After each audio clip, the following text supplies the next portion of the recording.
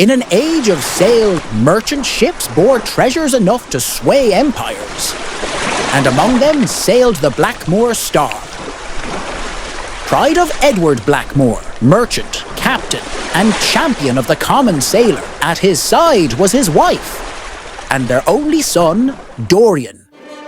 But on the waters bound for Havana, shadows rose. The flag was black, the threat clear. Yet behind those colours hid the English Navy, cloaked in deceit, sent to silence Edward Blackmoor forever. The attack came like a storm unleashed. Cannon fire tore the masts, steel clashed with steel, and the cries of the dying drowned in the roar of the guns. Before young Dorian's eyes, his father was struck down, his mother shot by musket fire. A blow to the skull sent the world spinning, and rough hands dragged him to the rail before casting him into the sea. But the sea was not yet done with Dorian Blackmoor. Through the crushing darkness she came, a vision of the abyss, with hair like kelp in the current and eyes the colour of moonlight on a storm-tossed wave. You have been wrong, child of man, but the sea remembers. Live and avenge them. With vows of vengeance still lingering on her lips, the mermaid carried young Dorian through the shimmering blue shallows.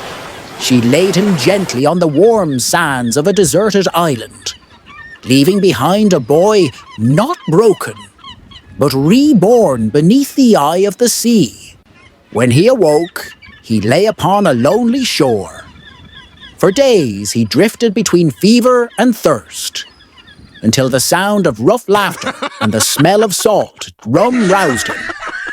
A small band of pirates had come ashore to recover a hidden cache of rum buried in the sand. They found the boy barely clinging to life, listened to his tale, and saw the fire that still burned in his eyes. Their captain, a weathered rogue named Elias Cutter, took him in, not as a servant, but as a son. Under Cutter's tutelage, Dorian learned the cutlass and the pistol, the ways of the tides and the language of the sea.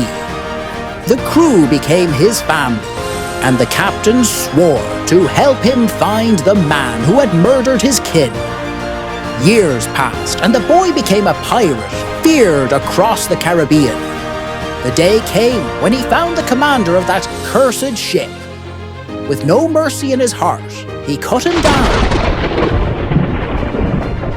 and hung his bones from the yardarms for the gulls and the wind to claim.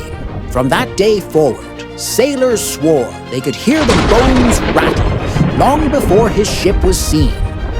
And so the seas came to fear the name, Captain Rattlebones.